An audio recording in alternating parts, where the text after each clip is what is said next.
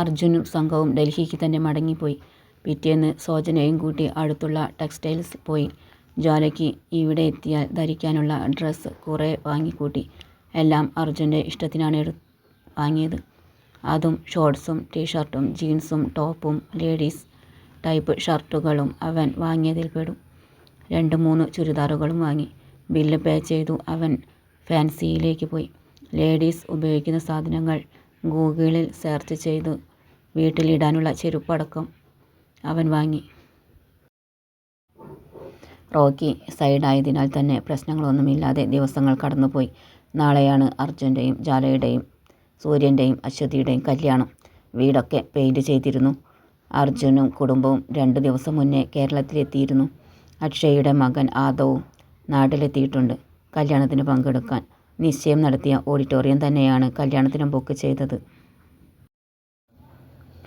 അവിടെ അർജുൻ സന്തോഷത്തിലായിരുന്നെങ്കിൽ ഇവിടെ ജ്വാലയും സൂര്യനും സങ്കടത്തിലായിരുന്നു.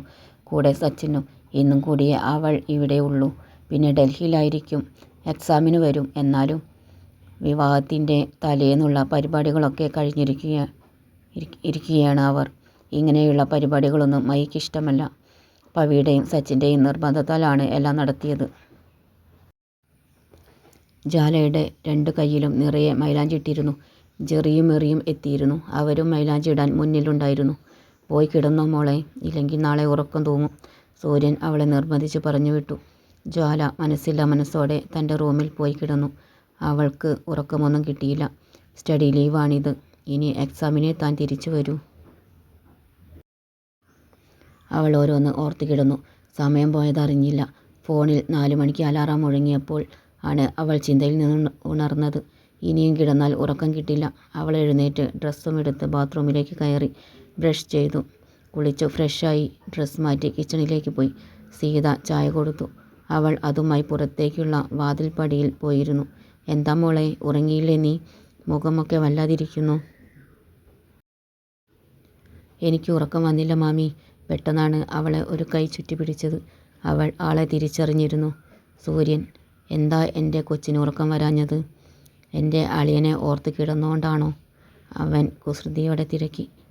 അവൾ അവൻ്റെ തുടയിൽ ഒന്ന് കൊടുത്തു. പറ, എന്താ എൻ്റെ കൊച്ചിന് പറ്റിയത്? അവൻ പിന്നെയും ചോദിച്ചു.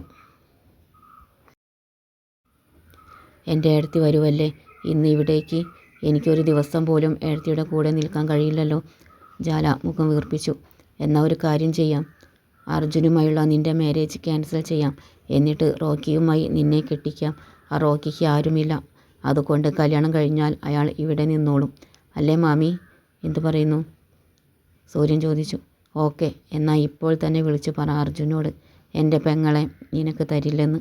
ജ്വാല അവൻ്റെ പോക്കറ്റിൽ നിന്നും ഫോൺ എടുത്ത് അവന് നേരെ നീട്ടി. സൂര്യൻ ചമ്മിപ്പോയി. അത് പിന്നെ കല്യാണ ദിവസം തന്നെ വിളിച്ചു പറഞ്ഞാൽ അത് മോശമല്ലേ? കല്യാണം നടക്കട്ടെ, എന്നിട്ട് നീ ഡൽഹിക്ക് പോകണ്ട, ഇവിടെ തന്നെ നിന്നോ. ഓക്കെ, പിന്നെ അവനെ നമുക്ക് ഡിവോഴ്സ് ചെയ്യാം, സൂര്യൻ പറഞ്ഞു. ജ്വാല മുഖം വീർപ്പിച്ചു. സീത ചിരിച്ചുപോയി. ഏട്ടനും പെങ്ങളും എന്താ രാവിലെ തന്നെ അടിയാണോ? അങ്ങോട്ട് വന്ന പവി ചോദിച്ചു. സീത അയാൾക്ക് ഒരു കപ്പ് ചായ കൊടുത്തു. അത് വാങ്ങിക്കൊണ്ട് പവി ജ്വാലയുടെ ഇപ്പുറം വാതിൽപ്പടിയിലിരുന്നു. അശ്വതിയുടെ കൂടെ ഒരു ദിവസം പോലും നിൽക്കാൻ കഴിയില്ലല്ലോ എന്നാ അവൾ പറയുന്നത്, സീത വ്യക്തമാക്കി. അങ്ങനെയാണെങ്കിൽ കല്യാണം ക്യാൻസൽ ചെയ്യാം, എന്നിട്ട് സച്ചിനെ കൊണ്ട് കെട്ടിക്കാം. ഇവളുടെ മുറച്ചെറുക്കൻ ആണല്ലോ. പവി പറഞ്ഞു. ഞാൻ റെഡി. പക്ഷേ ഞാനൊരു SIയാ അങ്ങോട്ട് വന്ന. സച്ചിൻ പറഞ്ഞു. ജ്വാല പിണക്കത്തോടെ എഴുന്നേറ്റു. സൂര്യൻ അവളെ പിടിച്ചു വച്ചു. എനിക്ക് അളിയനായി അർജുൻ മതി. അവനൊരു തമാശ പറഞ്ഞതല്ലേടി, അതിന് നീ പിണങ്ങണോ? നീ ചായ കുടിച്ച് മാറ്റാൻ നോക്ക്. ബ്യൂട്ടീഷ്യൻ ഇപ്പോൾ വരും. ആ 2 കുരിപ്പുകളെ കൂടി എഴുന്നേൽപ്പിക്ക്. സമയം ഇപ്പോൾ തന്നെ വൈകി. സൂര്യൻ അവളെ ചേർത്ത് പിടിച്ച് തലയിൽ തലോടിക്കൊണ്ട് പറഞ്ഞു. അവൾ മൂളിക്കൊണ്ട് തിരിഞ്ഞു നടന്നു. 7:30-ക്ക് ബ്യൂട്ടീഷ്യൻ എത്തി. അപ്പോഴേക്കും സൂര്യൻ ഏൽപ്പിച്ച ആൾ മുല്ലപ്പൂവുമായി വന്നിരുന്നു. അതും കൊണ്ട് ജ്വാലയെയും കൂട്ടി ബ്യൂട്ടീഷ്യൻ അവളുടെ റൂമിലേക്ക് നടന്നു.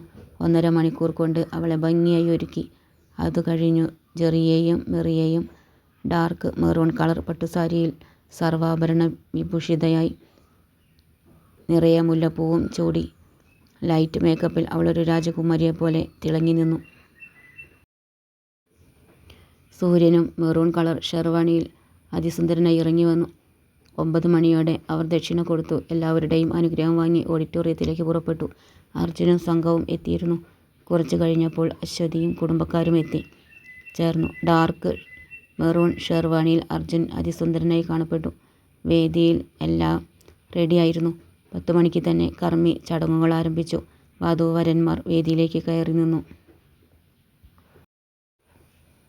ജ്വാലയും അശ്വതിയും വേദിയെ നോക്കി തൊഴുതു. പൂജാരി താലത്തിൽ നിന്ന് പൂജിച്ചു വെച്ച താലിയെടുത്ത് സൂര്യനും അർജുനും നൽകി. രണ്ടുപേരും ഒരേ ടൈമിൽ തങ്ങളുടെ പാതികളുടെ കഴുത്തിൽ താലി ചാർത്തി. അവർ തിരിച്ചു മാലയിട്ടു. പരസ്പരം താമരമൊട്ടു കൊണ്ടുള്ള ഹാരവും ചാർത്തി. ബൊക്കയും കൈമാറി. സിന്ദൂരവും തൊട്ടു. ഇനി കന്യാദാനമാണ്. അശ്വതിയുടെ അച്ഛൻ അവളുടെ കൈ പിടിച്ചു സൂര്യൻ്റെ കൈയിലേക്ക് വെച്ചു കൊടുത്തു. മഹി ജ്വാലയുടെ കൈ അർജുൻ്റെ കൈയിലേക്കും വെച്ചു കൊടുത്തു. വധൂവരന്മാർ അഗ്നിക്ക് വലം വെച്ചു. ഐശ്വര്യ പറഞ്ഞു കൊടുത്തിട്ടുണ്ടെങ്കിലും അർജുന് ചടങ്ങൊന്നും അറിയില്ല. അവൻ സൂര്യൻ ചെയ്യുന്നതും അതുപോലെ ആവർത്തിച്ചു. അത്രമാത്രം. പിന്നീട് ഫോട്ടോ എടുപ്പായിരുന്നു. അതിനാണ് കൂടുതൽ സമയമെടുത്തത്. അത് കഴിഞ്ഞു സദ്യയും. ഒരു വശത്ത് 4 കൂട്ടം പായസവുമായി ഗംഭീര സദ്യ തന്നെയുണ്ടായിരുന്നു. മറുവശത്ത് എല്ലാത്തരം വിഭവങ്ങളുമായി നോൺ വെജും. വധൂവരന്മാർക്ക് പോകേണ്ട സമയമായി. ജ്വാല സൂര്യനെ കെട്ടിപ്പിടിച്ചു കരഞ്ഞു. സൂര്യൻ അവളെ അലങ്കരിച്ച കാറിലേക്ക് കയറ്റിയിരുത്തി. അവൻ്റെ കണ്ണ് നിറഞ്ഞിരുന്നു. അർജുനും കാറിൽ കയറി. കാർ നീങ്ങി. പിന്നാലെ മറ്റുള്ളവരും. കയറിയ കാർ റോഡിലേക്ക് ഇറങ്ങി. അക്ഷയയുടെ വീട്ടിലേക്ക് തിരിച്ചു. ഇന്നവിടെയാണ് നിൽക്കുന്നത്. നാളെ വിരുന്നും കഴിഞ്ഞ് വൈകുന്നേരം ഡൽഹിക്ക് മടങ്ങും. പിന്നെ 2 ദിവസം കഴിഞ്ഞു മഹിയും കുടുംബവും അക്ഷയും കുടുംബവും ഡൽഹിക്ക് പോകും. 2 ദിവസം കഴിഞ്ഞു തിരിച്ചു വരും. അങ്ങനെയാണ് തീരുമാനിച്ചത്.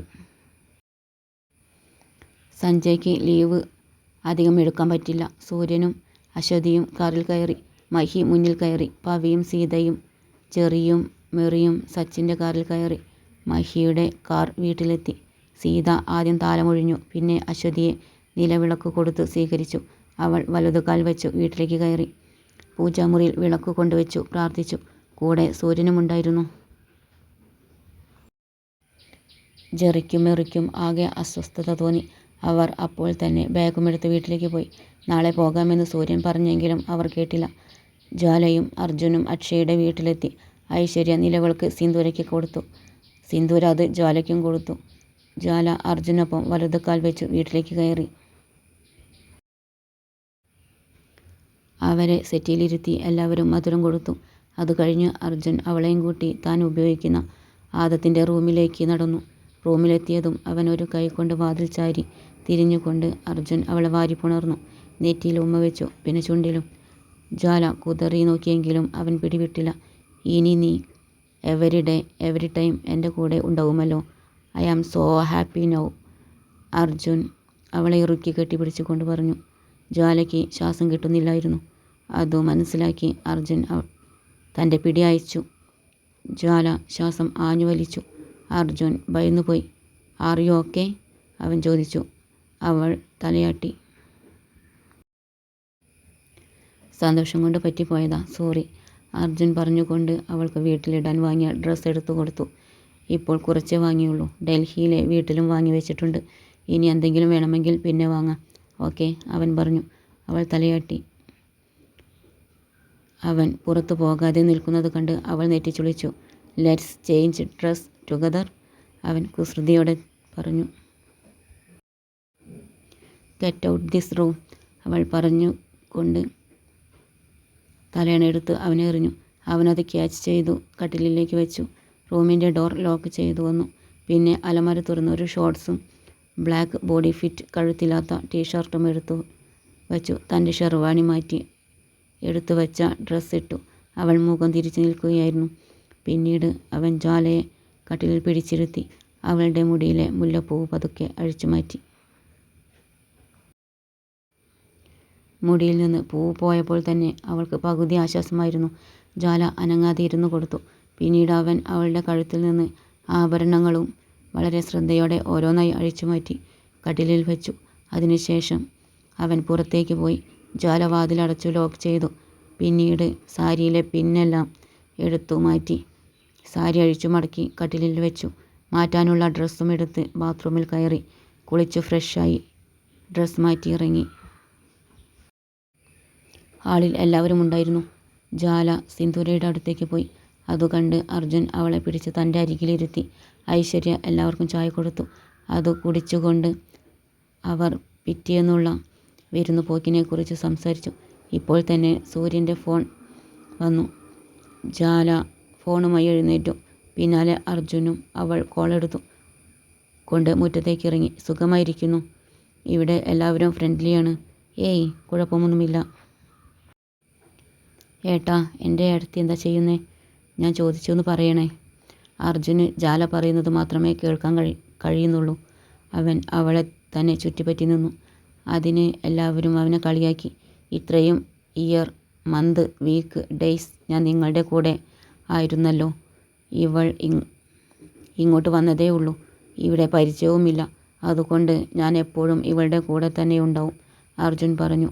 ജ്വാല ചമ്മലോടെ മുഖം തിരിച്ചു.